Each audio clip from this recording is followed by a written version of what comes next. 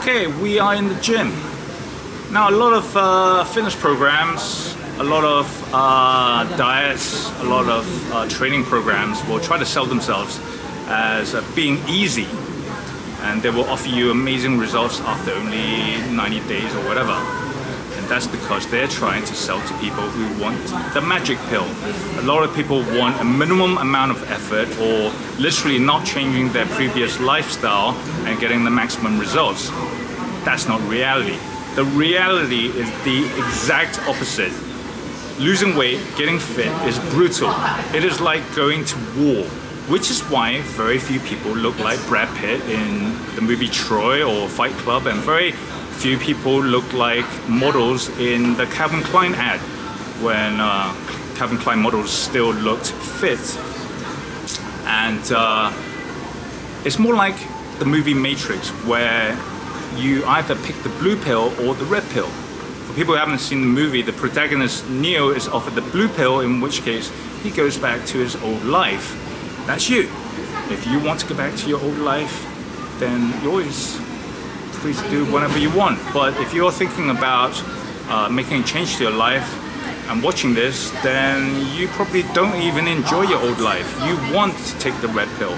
But taking the red pill means going down the rabbit hole, down a journey of pain and suffering, and it is like going to war. And even your fitness trainer doesn't know the feeling, because they've probably been fit all their lives, so they can only try to imagine the pain their customers, their clients are going through. Only you know the mental anguish. Two of my friends took the red pill. One of them, after 2 weeks of dieting and exercising, relapsed, literally kind of like taking drugs, and spent a weekend of binge eating sugary foods. My other friend, he got injured almost straight away because he was drinking a lot, and alcohol dries up your muscle tissue. So he tore a muscle, and then he needed surgery, and then 10 days after the surgery he was drinking again. Now, I don't want to make my friends look bad. It is not an easy task, and these guys are tough guys. They are successful in their careers. One of them is very high up in a company. They are parents, and they're just mentally tough guys. But what they underestimated is the amount of difficulty in trying to quit an addiction. We would have told you to shove that red pill right up your ass.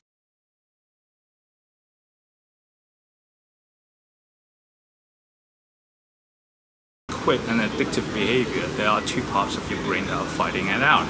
One is the temporal lobe, where it affects your emotions, and the other part is your frontal lobe, which covers your ability to think logically and consciously. And your temporal lobe is affected by two systems. One is the gut-brain axis, and your gut microbes, the bacteria in your gut, can literally send signals up the central nervous system and affect how you feel in your brain. It'll make you feel discomfort if you start changing your diet, because say if your gut microbes are used to a high carbohydrate, high sugar diet, then when you start cutting the sugar and the carbs, your gut microbes will start to starve, and then they'll send chemicals which will trigger discomfort for you. That's when you feel hungry or you feel like cravings. And the other system which causes discomfort is the dopamine system. The dopamine system is a reward system. So if you do something, and unfortunately a lot of the things that trigger dopamine are just unhealthy. They might seem fun in the short term, but they're unhealthy. Drugs, sugary foods, alcohol, pornography, beating a stage in the game, which is why I used to be addicted to gaming. So you get triggers like sugar, which then causes your brain to release dopamine, and over time you'll get addicted to that dopamine, and when you try to quit that behavior, you're no longer getting the dopamine hits, and it makes you feel uncomfortable. And the only way you can get over that discomfort is to make your frontal lobe stronger, your conscious, logical mind. And the only way you can do that is to psych yourself up. is to be ready for war and to be self-aware, okay? You want to be aware of how you feel, what is going on when you're getting weak and you want to eat that donut or drink that beer. Just be aware that what is causing you to feel that way is not a conscious decision. It is your temporal lobe. It is a weakness, and you need to fight it with your logical, conscious mind. And you need to imagine that you are being professional. Like a soldier in a war. Soldiers are tough people, and the only way they are tough, they can stay tough without going crazy, is by being professional, okay? If they were gonna cry whenever things got tough, they'll die. So be like a soldier.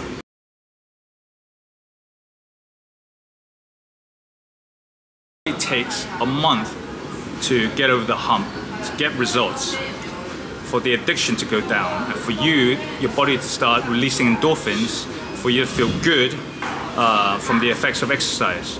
Which is a pity, because a lot of people start quitting after 2 or 3 weeks when it is the toughest.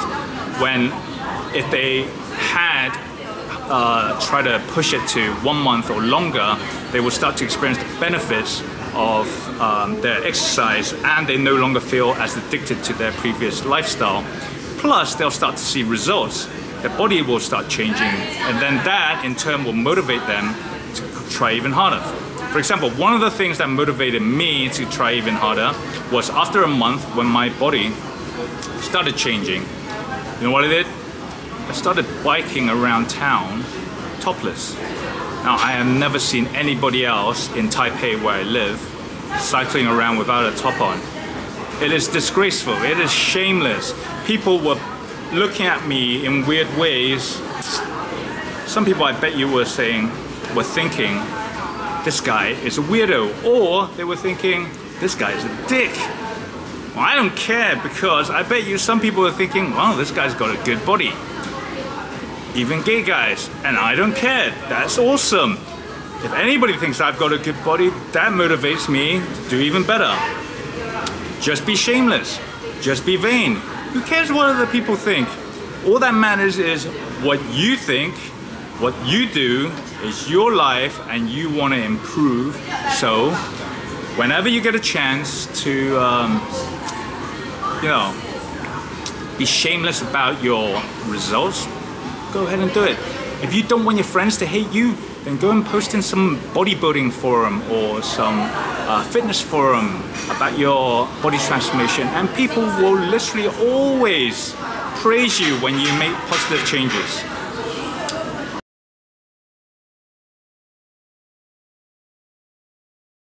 And number 3, we all experience weakness, every single one of us. So it is a great help to find somebody to hold you accountable. That's why a lot of people go and get gym buddies and go work out together, so that they can motivate each other to become better. And when one person is acting weak, the other person gives them crap. And the best way to do this is to involve somebody close to you. Involve a close friend, involve your boyfriend or girlfriend or your spouse. Even involve the kids. And what you do is you give them power over you. So if you act weak, then they get to punish you. For example, my girlfriend, I told her if I didn't stick to my diet, she gets to pick what TV shows to watch for an entire week. If I slip just once, she gets to pick all the shows for an entire week. And you know, that motivates me to stick to my diet.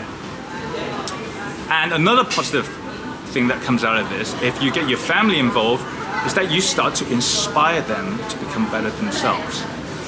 People hate to be nagged. People hate to be told what to do.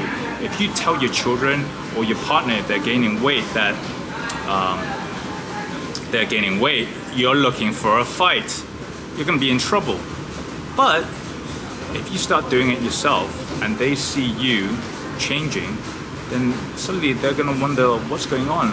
I want a piece of this positivity, this change. Inspire through example. And that is the key to success.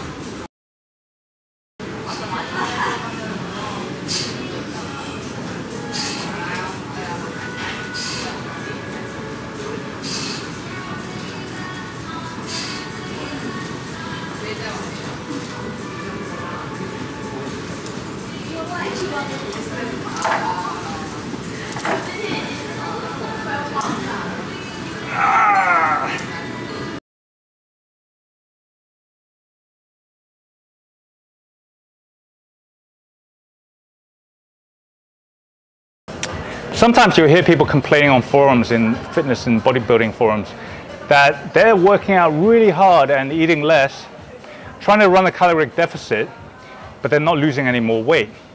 And the reason that is happening is because they're in the wrong metabolic state. They have what is called chronically elevated cortisol levels. And a lot of people have that. In modern society, a lot of people working stressful jobs, they're not sleeping well, they might have kids as well, adding stress to their life. And what cortisol does is it causes your body to put on fat, especially belly fat, and to burn muscle as fuel instead of fat.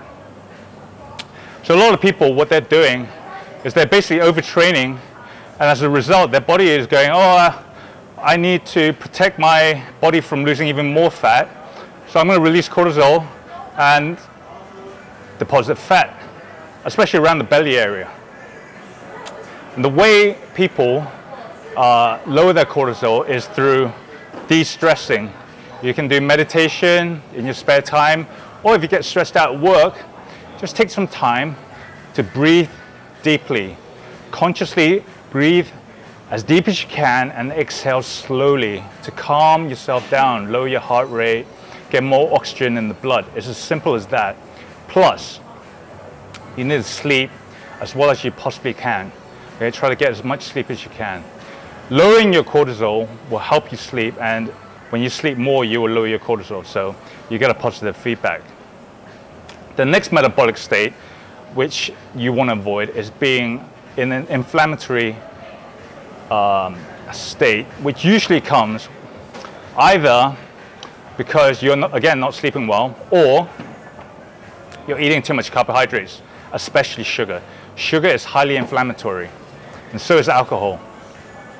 So you want to cut sugar, you want to cut carbs, you want to cut alcohol. Basically all the fun stuff.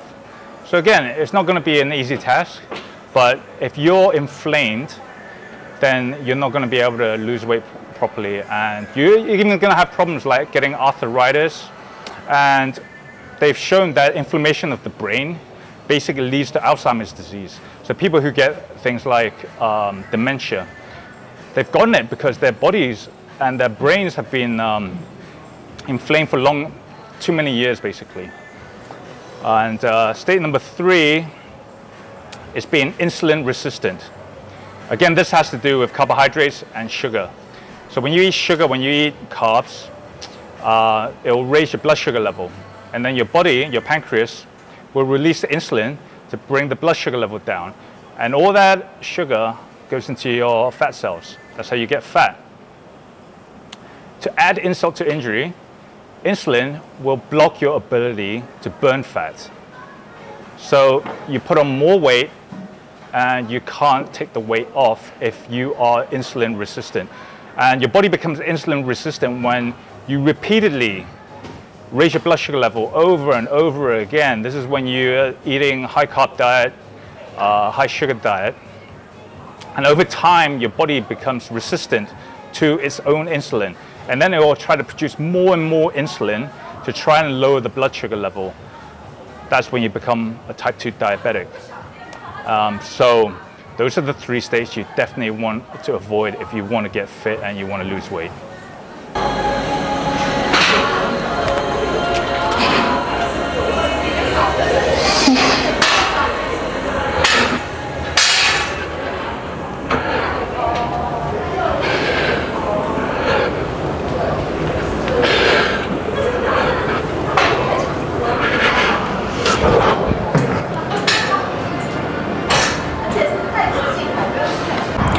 Finished the workout, ate lunch, and the sun was in my eyes this morning, so I went and bought a pair of really trendy sunglasses. My girlfriend thinks they're damn ugly. Obviously she has bad taste, but I'm going to Okinawa in 2 days time and I plan to wear these sunglasses. Now, I was doing pull-ups and I was doing sets of 5, same with the dips. I don't suggest you do sets of 5. If you want to build muscle, then you should do sets of 10 to 12.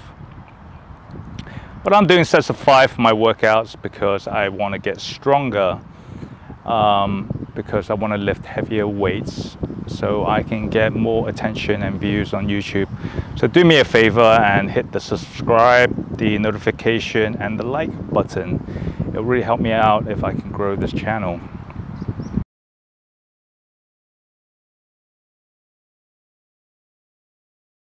Lose weight, then you need to eat less or exercise more or both, so that the energy you consume is greater than the energy you put in. The problem with that, and I used to have an issue with this even before I did the latest research, was that the human body isn't just a physics experiment. The physics idea is that you put in energy and you need to take out more energy in order for your body to lose weight. And they measure calories by putting food in what is called a bomb calorie meter and then put it inside water. Then they burn the food and it heats up the water, so then they can measure the amount of heat that's in the food.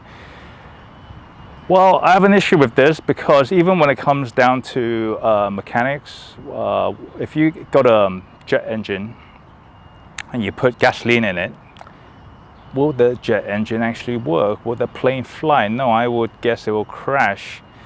The gasoline still has energy in it, but it's not the right fuel for the jet.